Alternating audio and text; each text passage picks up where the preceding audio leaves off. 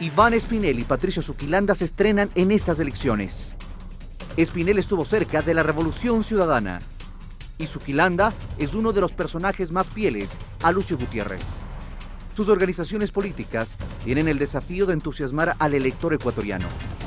¿Lo lograrán? Con las candidaturas de Iván Espinel y de Patricio Zuquilanda, se cerró la papeleta electoral para las elecciones del 19 de febrero del 2017. Ambos aspirantes tienen el reto de superar el poco respaldo popular que les anticipan los sondeos de opinión pública.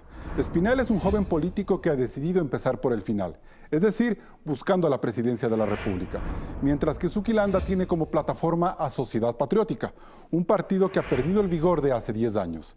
En el programa de hoy, Espinel y Zuquilanda nos dirán si sus candidaturas son políticamente correctas.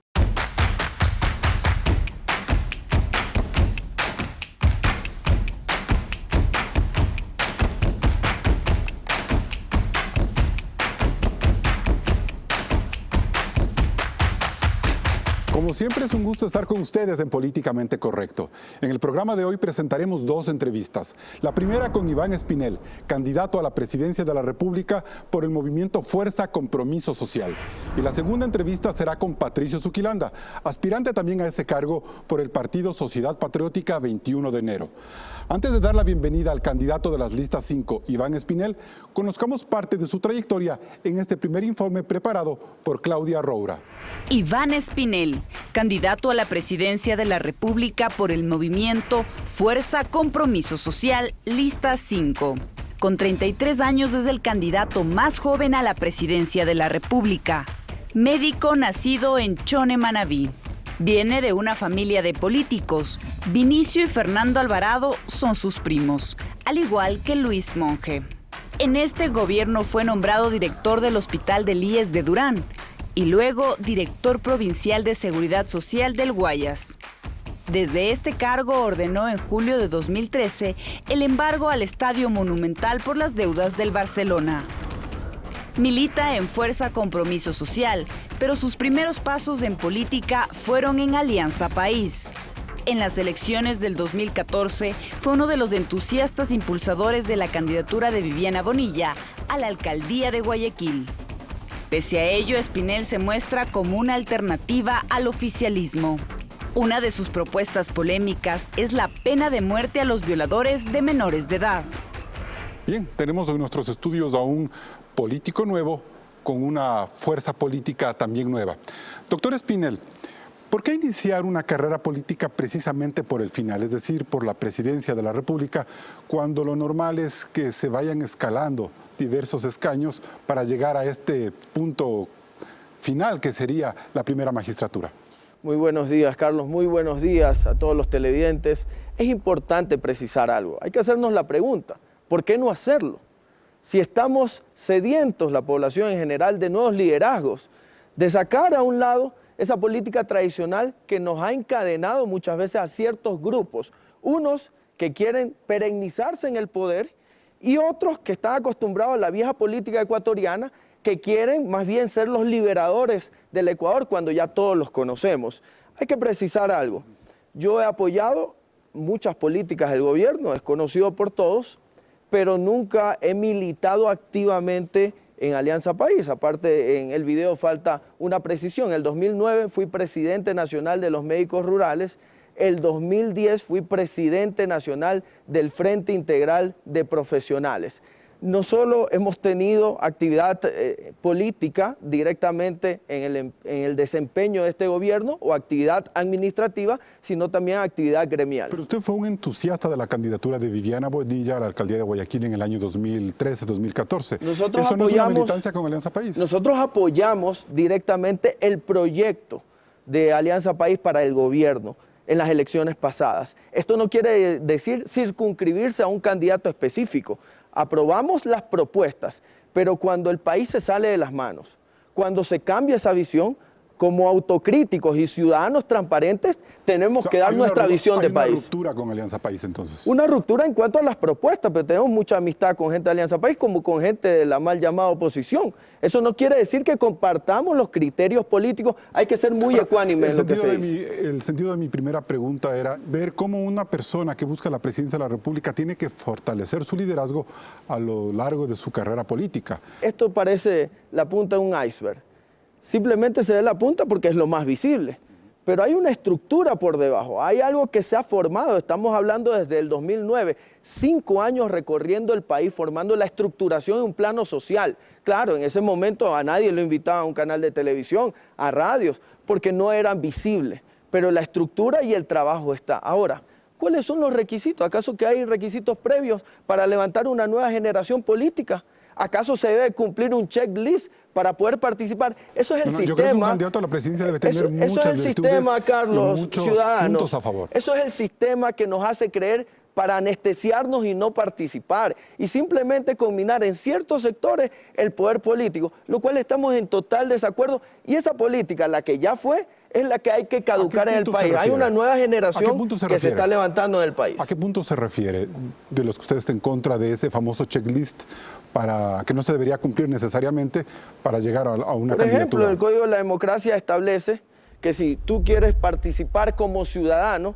tienes que tener mínimo 12 provincias en un establecimiento nacional, recurrir a 174.600 firmas, sin importancia si has hecho un organigrama social, proyectos sociales, colaboración hacia la ciudadanía. No estamos hablando entonces de un sistema mezquino en que un ciudadano común y corriente, transparente, ecuánime, trabajador, no puede acceder porque simplemente se concentra en los organismos de poder, en los que tienen el dinero para manejar movimientos o partidos políticos como empresa privada.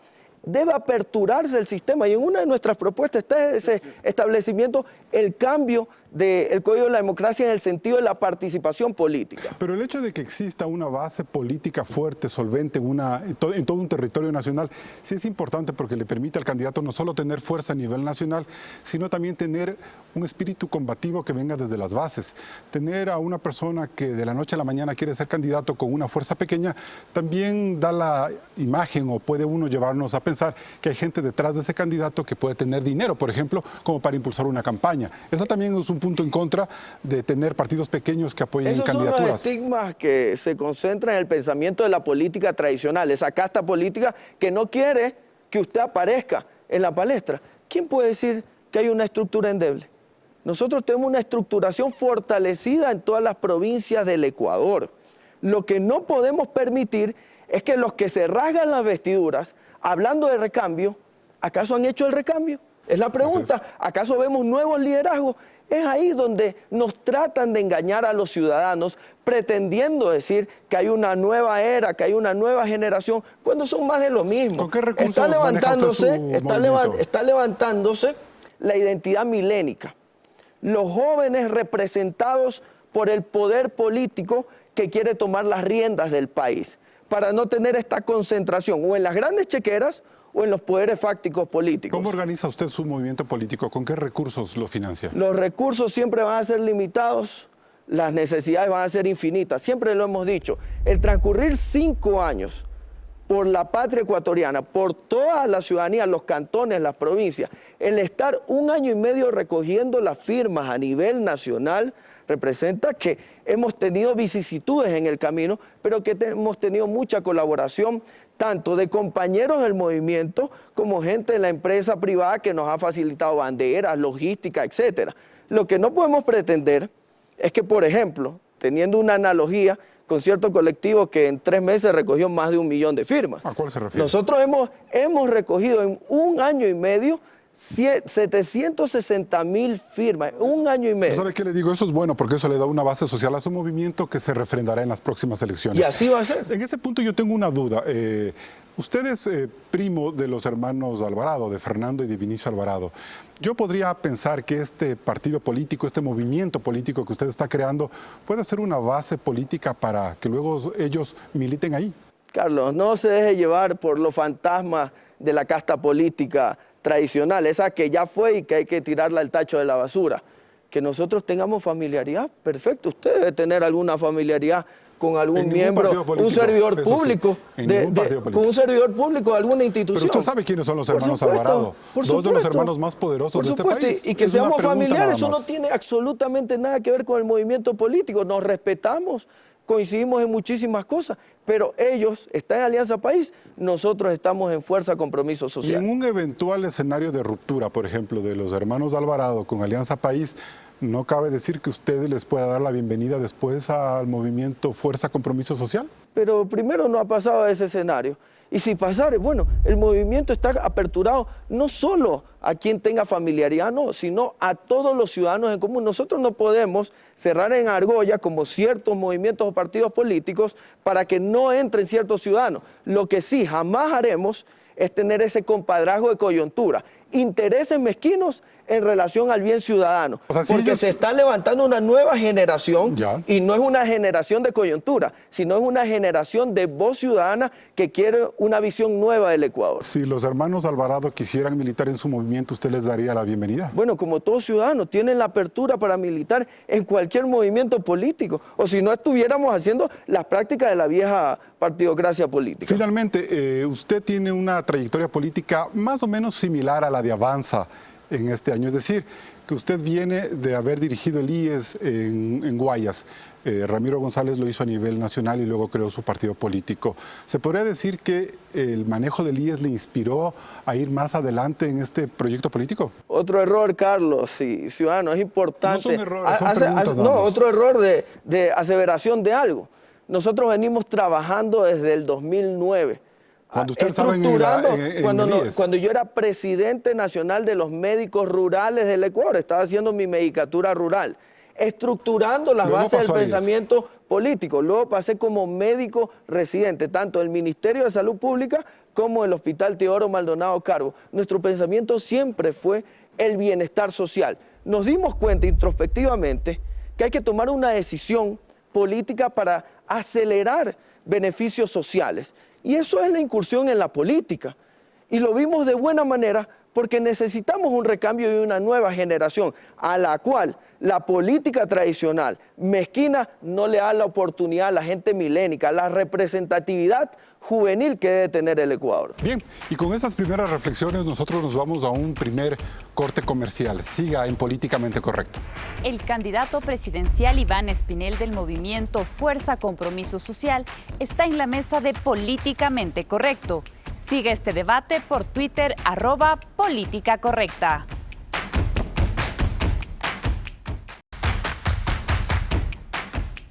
Estamos en Políticamente Correcto con el candidato Iván Espinel por Fuerza Compromiso Social. Doctor Espinel, en su plan de trabajo usted habla de racionalizar el bono de desarrollo humano. ¿En qué consiste esta propuesta? Bueno, esto lo hemos dicho en varias de nuestras intervenciones, que personas que perciben el bono de desarrollo humano tienen que ser capacitadas por el Estado para que tengan las herramientas necesarias de insertarlos en el aparataje laboral estatal y privado, para que ese bono que iba dirigido a una persona que ya tiene un ingreso mínimo pueda estar destinado a una persona que adolece del bono. Así se forma un ciclo continuo de productividad y de bienestar social. ¿Menos gente debería recibir el bono de desarrollo humano? Debe recibirla la gente que necesita en realidad. ¿Y el ahorita bono. necesitan más o necesitan Pero menos? si vemos que ha aumentado esa capacidad de cuando el Estado da el bono de desarrollo humano a ciudadanos, significa que no estamos siendo muy efectivos. El Estado no tiene que ser daditativo con todos los ciudadanos. La responsabilidad es que el ciudadano sea autoproductivo para que contribuya a la sociedad. ¿No sería una medida impopular? Bueno, si es impopular o no para ciertos grupos no nos interesa. Para los grupos Aquí más nos populares. interesa es el progreso del Estado. Doctor Espinel, una propuesta que a mí sí me pareció bastante polémica dentro de su plan de trabajo tiene que ver con la posibilidad de abrir la atención médica de los hospitales de la salud pública y también del IES, del ISFA y del ISPOL a todos los ciudadanos. ¿Bajo qué argumentos usted sustenta esta oferta de campaña? Bueno, la Constitución lo establece y la salud tiene una apertura en red directamente Pero del Ministerio de Salud, es de los afiliados, no de todos los dentro del ecuatorianos. Ministerio de Salud Pública, dentro del IES, el ISFA, el ISPOL y las ONG. Y parece que ha tenido una mala información, Carlos, porque la Seguridad Social atiende a pacientes del Ministerio de Salud Pública y el Ministerio de Salud Pública retorna en tributo. El gobierno ha tenido que retirar de los fondos actuariales de pensión dinero para el pago de las prestaciones de salud. Eso quiere decir que el IES ha sido utilizado de manera muy poco profesional en el sentido de querer abrir hacia todos los sectores cuando el IES le corresponde a los afiliados. El IES, el error que se cometió fue ampliar de un solo plumazo la atención a todos. Por eso. Debió ser progresivo. Esta progresividad significa complementariedad con los otros servicios. No se hacía antes con el ISFA, el ISPOL o el Ministerio de Salud Pública. Y después debió haber un mecanismo de compensación que no hubo al principio. Cuando ya estaba la situación que se tuvo, modificaron el aporte en tanto del 20.6 que se da a pensiones, un aporte menor para redistribuirlo a salud, lo cual ocasionó igual un déficit. ¿Por qué? Porque el sistema primario no se compensó y solo se trató de la misma manera, procurando atender mucho más el sistema hospitalario y no la solución. Pero lo que yo entiendo, su propuesta de campaña busca precisamente mantener esa atención primaria con todos los hospitales del servicio público y de la seguridad social. Te pregunto algo. ¿Eso no desfinanciaría, no le generaría más problemas financieros al IES? Absolutamente para nada. Le pongo un ejemplo claro. Un paciente que viene con ardor en el estómago, para que la gente me entienda, con epigastralgia, va al centro de salud, no lo atienden, estuvo cerrado, se despreocupó de la patología. Pasaron meses, después el paciente va al hospital porque es insoportable y le descubren un cáncer. ¿Acaso eso no se pudo prevenir en la atención primaria? ¿Cuánto le costó al Estado un paciente con un cáncer hospitalizado con quimioterapia? ¿Qué tiene que ver ahí la atención del IES si el IES es de los afiliados? No puede recibir a todos los pacientes. Hablo del sistema de salud en general. Pero ¿qué tiene que ver ahí la prestación del IES cuando no se trata de afiliados, sino de ciudadanos comunes y corrientes? El sistema de salud, con afiliados o no, debe ser complementario y debe ser amplio en su sistema primario porque nos vamos a ahorrar costos significativos. Esto no quiere decir que no hay que invertir en camas hospitalarias. Hay que hacerlo porque tenemos un déficit, pero que no es donde se debe optimizar el recurso. Lo que usted tendría que hacer como presidente de la República es que la red pública de salud, los hospitales públicos, funcionen para todos los ecuatorianos. Claro que y dejar de una vez por todas al IES que siga operando para los afiliados, porque si no, la jubilación suya, la mía y la de los millennials a los que usted representa va a terminar fracasando. Carlos, de aquí a 30 años. Eso es una mentira. Porque primero, la red, ¿qué es lo que dice constitucionalmente y en la ley de salud?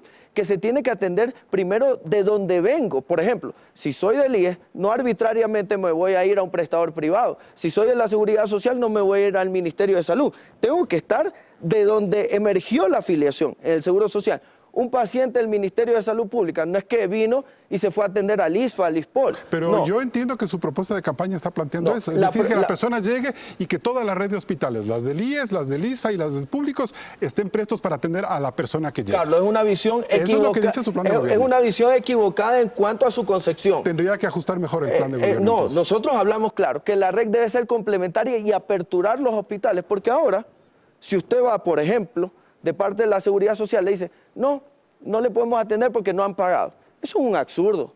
Eso no se puede dar. Sí, eso es otra Tiene cosa. que haber una atención primaria del lugar de origen para después complementarla con otro, pero sin restricciones. Si usted va por una cirugía X, dice no, porque esto no cubre. Sin restricciones para que el sistema en realidad pueda ser complementario. Y existen otros países, no estamos inventando el agua tibia. Cambiemos de tema. Doctor Espinel, usted ha hablado, eso no está en su plan de gobierno, de que usted manejaría o impulsaría la pena de muerte para acusados de violación a menores de edad. Esa medida a mí me impresionó, y más aún porque viene de un médico que hace un juramento hipocrático para proteger la vida. Nosotros siempre vamos a estar de acuerdo, Carlos, siempre, en la protección de la vida como principio fundamental. Y cuando lo hemos manifestado es que esto puede ser una medida extrema de acuerdo a las circunstancias y que a la final no es el presidente de la República quien define esto, es la gente, los ciudadanos por medio de un plebiscito. Pero nosotros... ¿Se imagina usted lo que es darle al pueblo la posibilidad de decidir una cosa tan grave, tan delicada, donde todos los organismos de derechos humanos a nivel mundial debaten, darle la posibilidad de que ellos decidan si es que hay que darle la muerte o no. Ese es abrir la cancha para que en el futuro digan ya no solo los violadores de niños, sino también los criminales y los asesinos. A ver, bajo esa concepción, no es retroceder, Carlos, en la legislación mundial. No, para nada. Bajo esa concepción, Carlos, entonces no elijamos presidente de la República por medio de los ciudadanos. No. Una cosa es elegir un presidente y otra cosa es decidir que se mate a una persona por violación. Los mandantes tienen que ser los que definen el futuro de su país. Eso es democracia. Y ahora, usted dice, son derechos que probablemente no pueden ser regresivos de acuerdo a la ley. Es mentira. Porque si nosotros arbitrariamente dijéramos, bueno, vamos a instaurar la pena de muerte sin un proceso judicial adecuado, coger a una persona... ¿Usted confía en la justicia ecuatoriana? Pero es que hay que modificar, pues si estamos hablando de cosas con una visión distinta, hay que modificar el sistema penal. ¿Cuántos años necesita modificarse el sistema penal ecuatoriano para que pueda tener cabida una medida como la que usted propone? De acuerdo al cronograma, más de 1 año y medio para sustentar las bases específicas. Ahora... En este país se necesitan mínimo 30 años de dejar a la justicia tranquila, sola, para ver si es que puede caminar. Eso es una equivocación. Todos los presidentes que han querido meter las manos en la justicia han tenido problemas. Nadie propone este tipo de cosas delegados de un sistema judicial que debe cambiar, de un código integral penal también que se debe modificar, porque muchas cosas hablan. Bueno, hemos suscrito la Convención Americana de Derechos Humanos. Yo le pregunto algo. ¿Cuánto se ha tardado para reducir ciertos casos la Corte Interamericana de Derechos Humanos, que tiene 33 abogados con un presupuesto de 4 millones?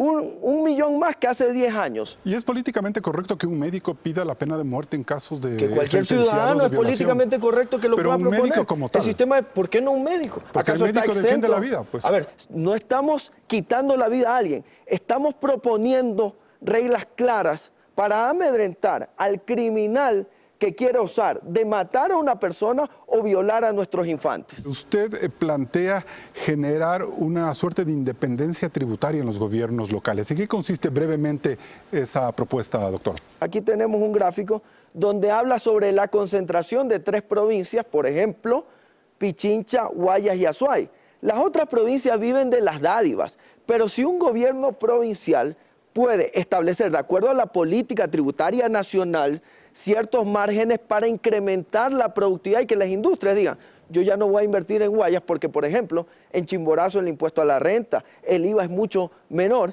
entonces me incentivo a invertir acá, pero con una condición, que se contrate mano de obra interna de la provincia. Esto ya existe, por ejemplo, en los Estados Unidos, en algunos países, y hacemos un progreso continuo de la sociedad. ¿Usted está de acuerdo con la ley de comunicación? ¿Debería haber reformas? ¿Debería mantenerse como está? Debería haber reformas, evidentemente, en el sentido de la libertad de los ciudadanos de poderse expresar. Hay mucho sigilo en la información también. Claro, los medios de comunicación deben contrastar la información, verificarla, pero también darle la oportunidad de manifestarse. Pero cuando hay gente que tiene cierto grado de poder o de influencia y demanda a los medios de comunicación o a los periodistas por las denuncias que hacen, ¿usted considera que eso debe darse o no debe darse? Yo le digo porque usted tiene hay un caso de que usted demandó a una funcionaria del IES, a la señora Concha, por $100,000 por injurias. Claro que Ese sí. es un tema no, delicado. Un tema de comunicación, un tema bueno, pero particular. Más o menos la idea. No me confundo, no quiero confundir las cosas. Una cosa es esta demanda y otra cosa es la ley de comunicación, que en cierta forma establece sanciones para quienes defienden la libertad de expresión. Eso es por daños y perjuicios. Eso es muy aparte. ¿Está usted de acuerdo con haber hecho esa demanda? Pero por supuesto, pues sí, inventan cosas como que yo he lanzado epítetos que he acusado a alguien de drogadicción, de narcotraficante, y eso es falso. Por favor, pues cada ciudadano tiene el derecho de la defensa. O sea que y en buena hora sí se hace de esa cuando manera. usted sea presidente de la República con el favor yo lo del hice voto como popular, ciudadano. ¿se va a Carlos, dedicar no se a confunda. demandar a la gente que le diga todo lo que usted considere epítetos o no? Hay un sesgo bastante grande en su percepción que no lo compartimos absolutamente para nada, porque esa es la percepción ciudadana de la política tradicional, esa que ya fue y que hay que botarla al tacho de basura. Cualquier ciudadano tiene el derecho a defenderse, independientemente sea el presidente, ministro, directivo. Por favor, estamos en un régimen democrático y así debe primar la justicia transparente y equitativa para todos. Es decir, si usted fuera presidente, tomaría ese tipo de medidas y lo consideraría necesario. Y claro, como ciudadano, si me afectan la honra, por favor, pues, no hacerlo sería limitar el ámbito de democracia y de justicia que rige en el país. Bien, nosotros nos vamos a un corte comercial. Gracias por estar en Políticamente Correcto. Después del corte, Patricio Zuquilanda de Sociedad Patriótica busca la presidencia de la República y hablará de sus propuestas de campaña. Aquí, en Políticamente Correcto. No se desconecte.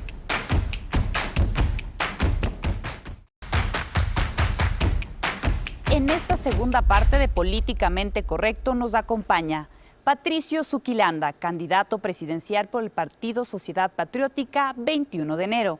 Veamos un breve perfil sobre su historia y trayectoria política. Patricio Zuquilanda Duque, candidato a la presidencia de la República por el Partido Sociedad Patriótica, 21 de enero. Nació en Guayaquil, pero su familia es de Macará, Loja. Por 36 años fue parte del servicio exterior. Zuquilanda es embajador de carrera. En los años 80 fue un militante de la izquierda democrática, pero su vinculación con Sociedad Patriótica data desde finales del 2002. Fue asesor en temas diplomáticos del presidente Lucio Gutiérrez y luego su canciller. Durante su gestión, Zuquilanda fue criticado por la cercanía de Gutiérrez con George Bush y Álvaro Uribe. Fue en los años en que Zuquilanda decía que el Ecuador era parte de las grandes ligas. Su gestión se caracterizó por procurar la apertura comercial del país, pero también por haberse vinculado con el Plan Colombia. Tras la caída de Gutiérrez en el 2005, Zuquilanda prestó servicios en Costa Rica y se radicó en Colombia. Hace varios años volvió al país para iniciar una nueva faceta, la militancia partidista. Bien, y para darle un saludo al doctor Zuquilanda, quiero hacerle una primera pregunta. ¿Por qué Adelante. Sociedad Patriótica se demoró tanto en escoger el candidato presidencial? Esto es importantísimo. Sociedad Patriótica, desde que inicia su vida pública, 16 años hasta acá, agrupaciones tan importantes como la izquierda democrática, como la democracia cristiana, el PRE, el PRIAN, el MPD, organizaciones que recibían incluso dineros del exterior para su financiamiento y con ideologías importadas, esas organizaciones terminaron. Sociedad Patriótica está ahí, 16 años. Pero en crisis, ¿no? ¿Cuál crisis? La crisis de votos de Sociedad Patriótica. No, pues. no.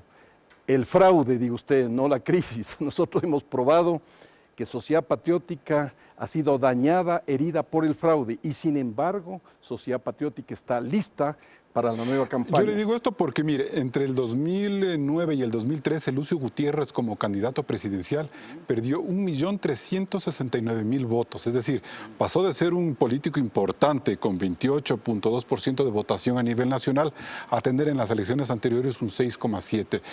Y eso, llevado a la serie de desafilaciones que ha tenido Sociedad Patriótica en los últimos años, nos lleva a pensar de que puede ser un partido en crisis que trata de sobrevivir y de mantenerse vigente en la política. Bueno, no tratas, está vigente en la política nacional. Pero en crisis. Y no se olvide nunca que nos dieron a nosotros el 1.5%, el 2% en las encuestas. En el 2002. Y resulta que siempre quedamos segundo y tercer puesto, ¿o no? ¿Verdad?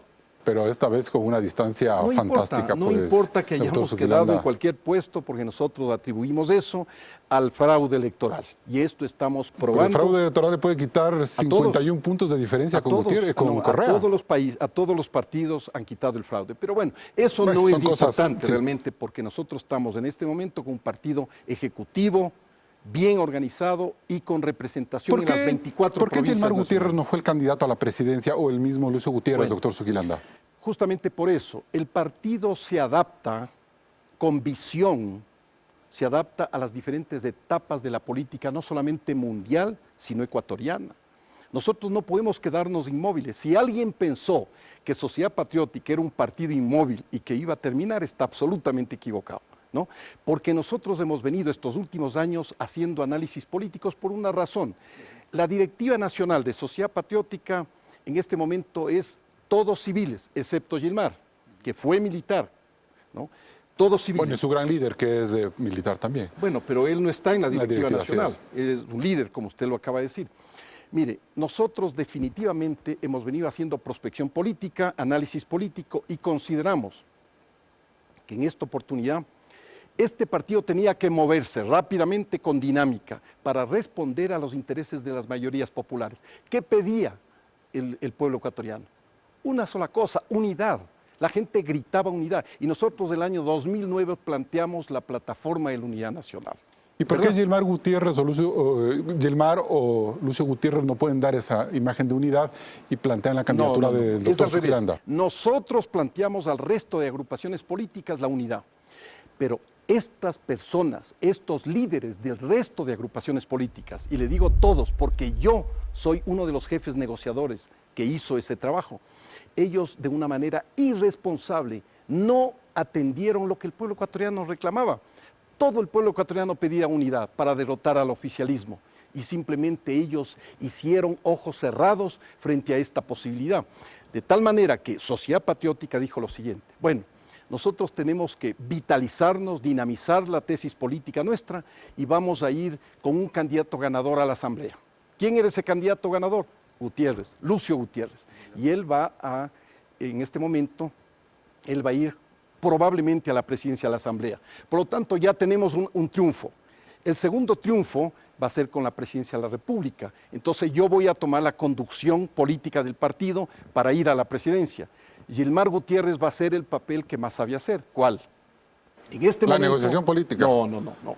Mire, Gilmar Gutiérrez en este momento ha estado protegiendo la nitidez electoral, protegiendo la pureza electoral, y él va a comandar el control electoral. ¿No le van a decir que Zuquilanda a la presidencia y Gutiérrez al poder desde la Asamblea? Usted está trayendo la frase de los argentinos. O la frase de Asad Ucrán y Roldós también. No. Mire, Lucio Gutiérrez es un tipo formidable desde el punto de vista de la experiencia política. Él no comete esos errores, pues. No, él será presidente de la Asamblea y yo seré presidente de la República y vamos a ser un cuerpo unitario. De ninguna manera, nadie arriba ni nadie abajo. ¿Y Gilmar del CNE? Gilmar va a hacer el control electoral y Jorge, él va a controlar todo el desarrollo campesino y el desarrollo productivo de la nación. Yo quisiera profundizar en un tema que me parece importante. Adelante, es decir, la unidad política para captar la presidencia de la República o fortalecer el rol de la Asamblea con una fuerza grande de varios sectores no se dio. Pero, por ejemplo, el alcalde Nebot sí decía que lo importante sería al menos mantener una unidad para proteger los votos.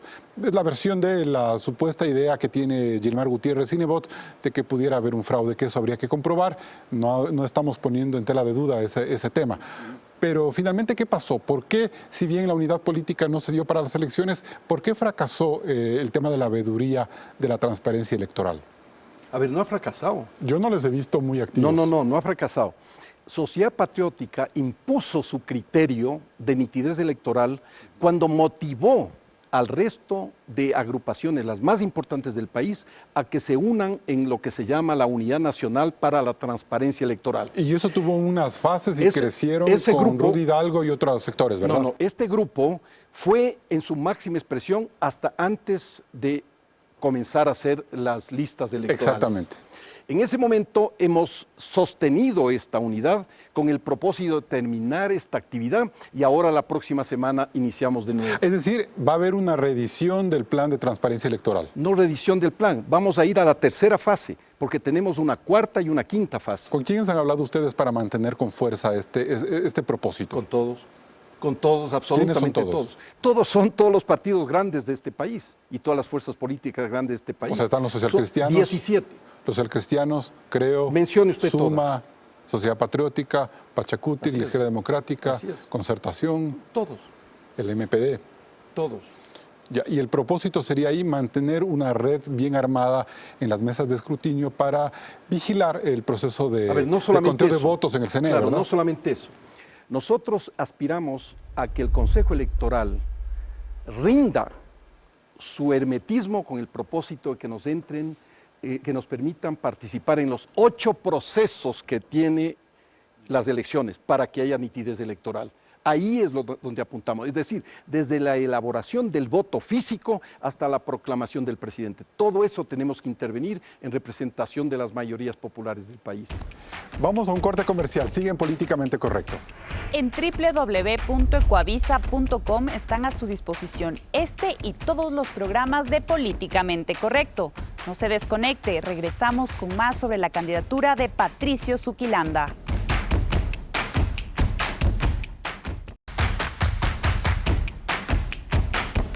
Analizamos el plan de trabajo del candidato de Sociedad Patriótica Patricio Zuquilanda para las elecciones de febrero del 2017.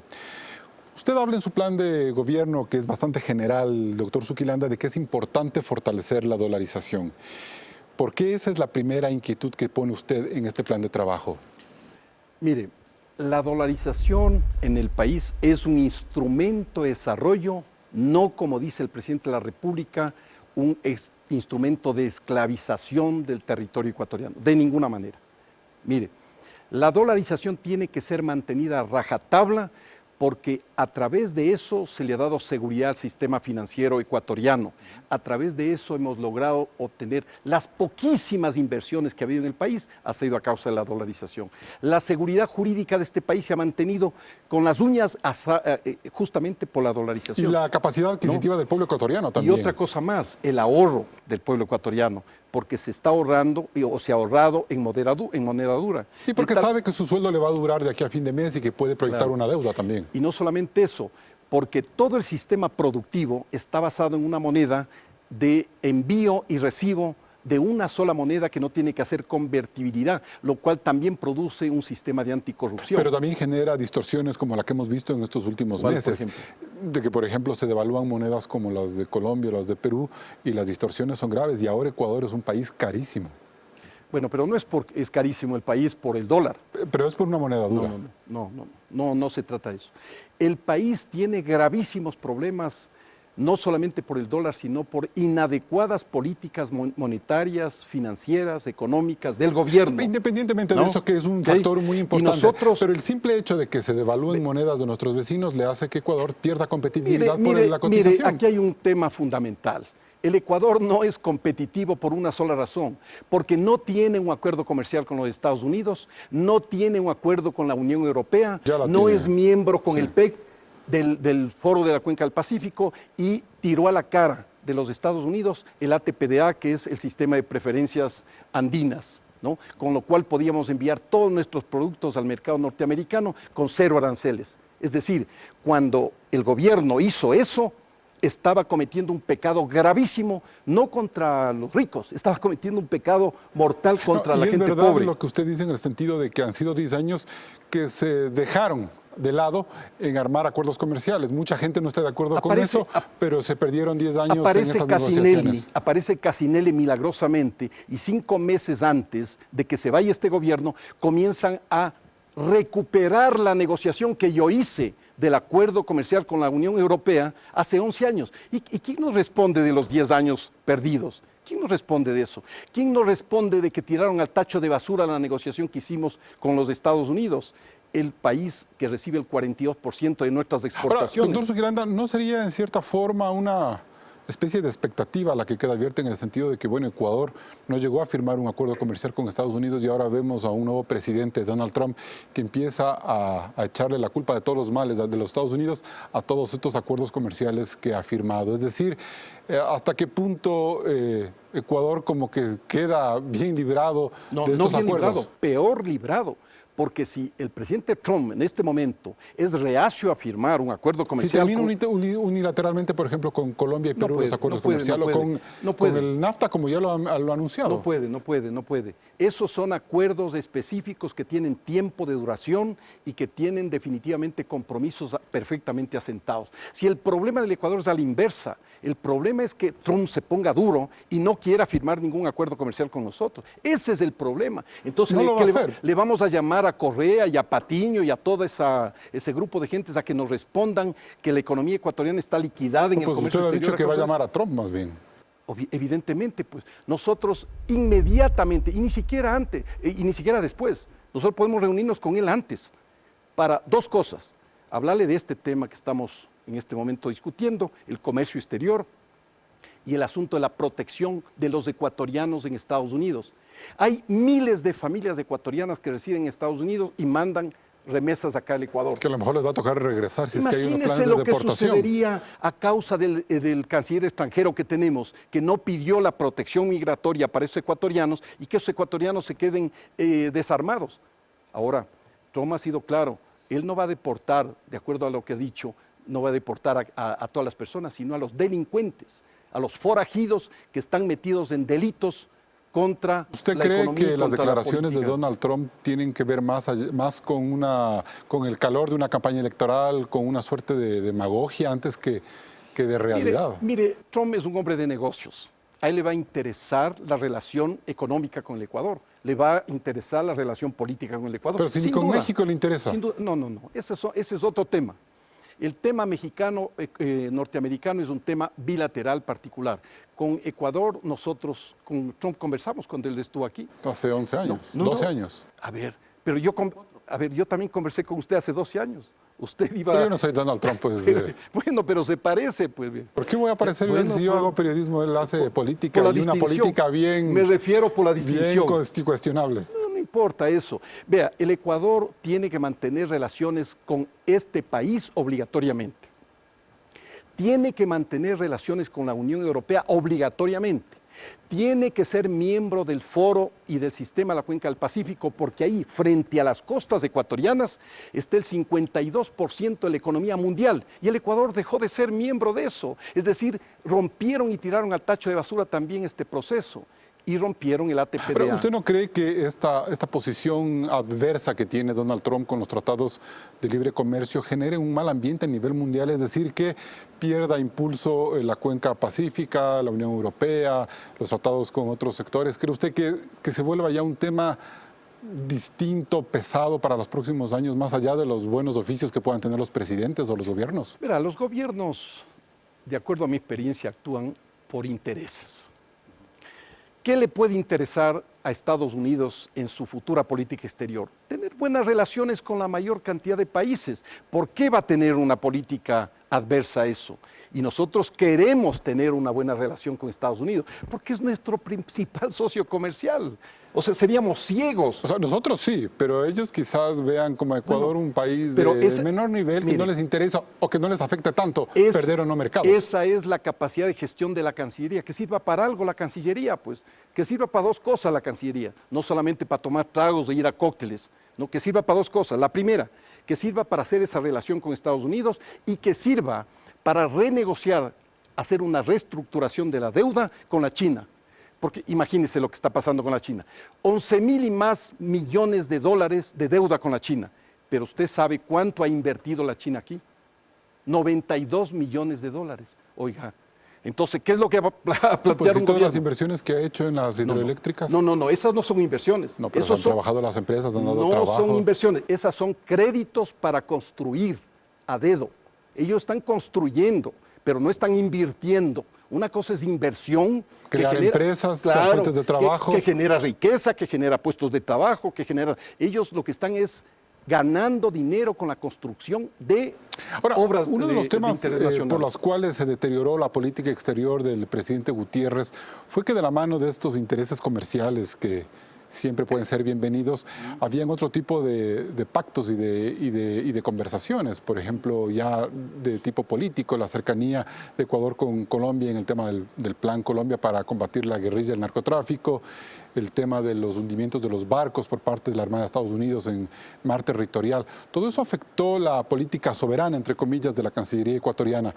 ¿Cómo un presidente como Zuquilanda puede manejar con mayor madurez quizás o con distancias ese tipo de acuerdos y acercamientos con Estados Unidos? Verá, Uribe, vamos a tratar Uribe, es un tema bien importante.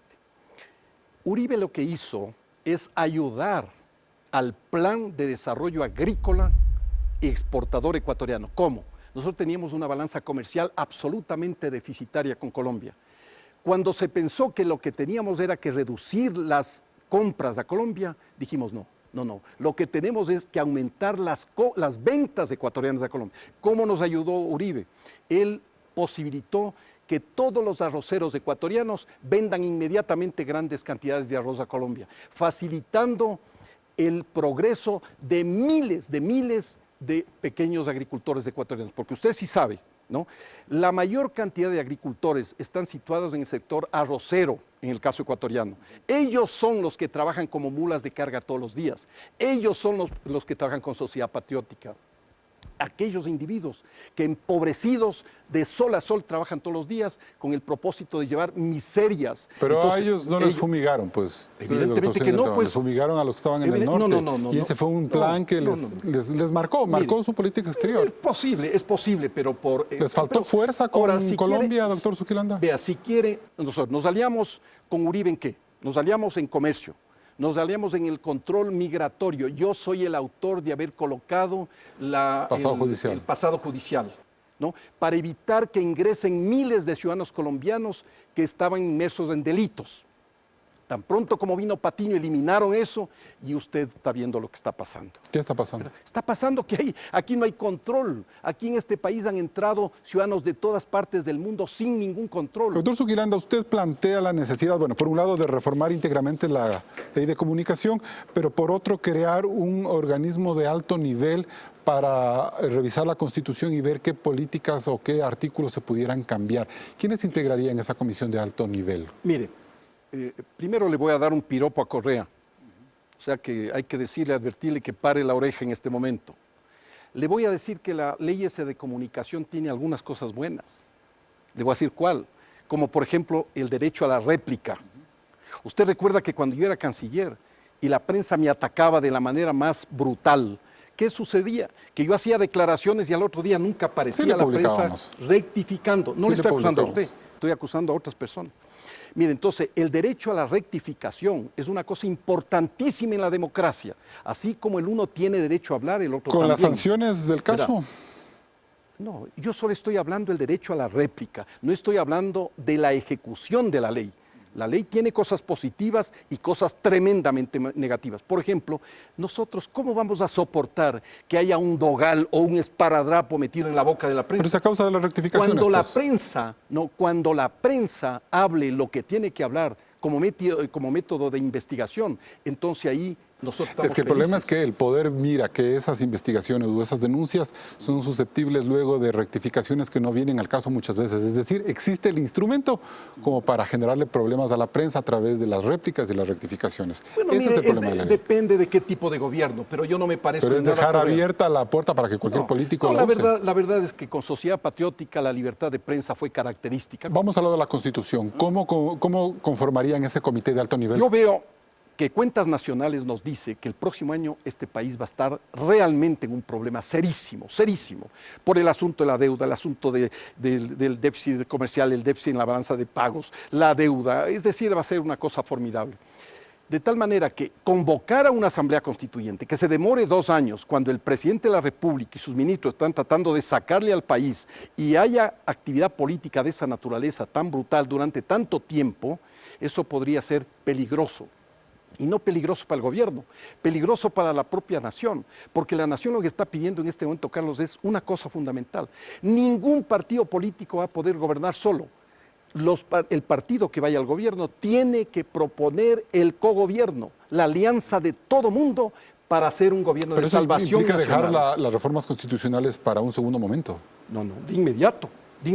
Pero vía Asamblea Constituyente. Asamblea Constituyente. Yo pienso que ese es el mecanismo que sería mucho más ágil. Una Asamblea Constituyente. Claro, porque, a ver, el mismo presidente Correa, los mismos ministros reconocen, él mismo personalmente ha reconocido que hay una cantidad de errores, hay una cantidad de sobredimensionamiento del sector ejecutivo. Por ejemplo, vea, hay una cosa en donde no transigimos nosotros, yo no transigiré nunca, es en el tema de la independencia de poderes.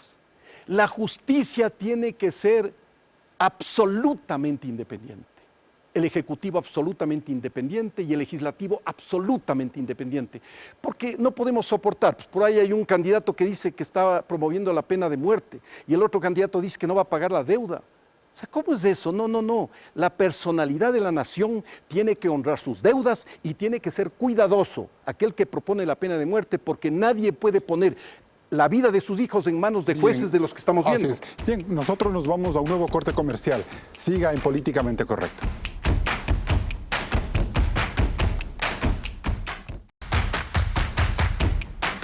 Estamos ya en la etapa de las conclusiones. Doctor Iván Espinel, ¿por qué sería políticamente correcto que los ecuatorianos voten por usted el 19 de febrero? Porque nosotros le presentamos una propuesta de una nueva generación política, siendo el candidato más joven de la historia del Ecuador. Porque no queremos regresar a esa partidocracia, esa casta corrupta, ni tampoco queremos quedarnos en el presente estancado, porque somos firmes, atrevidos para decirle a la gente y a la clase política lo que necesita el país. Porque no vivimos en un ámbito coyuntural, siendo con cálculos políticos para saber si los números nos juegan bien, porque damos todo por el compromiso social. Ese compromiso que se convierte en un ideal de bienestar y de progreso para todos los ciudadanos. Doctor Zuquilanda, ¿por qué es políticamente correcta su candidatura? Mire, la verdad sea dicha. Yo tomé esta decisión porque durante 40 años he venido haciendo obra pública, favoreciendo la obra tanto en la empresa pública como en la empresa privada y haciendo desarrollo nacional.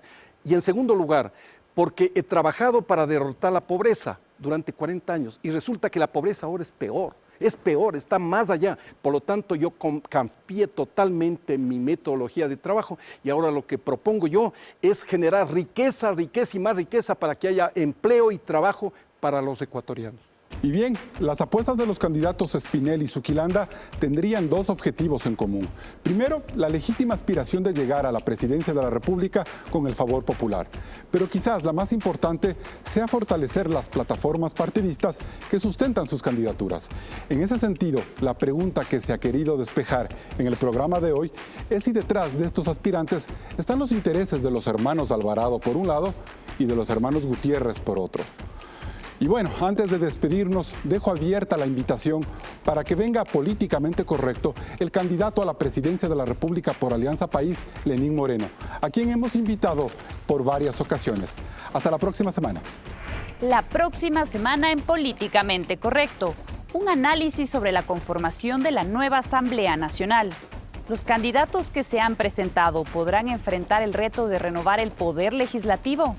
No se lo pierda el próximo domingo a las 11:30.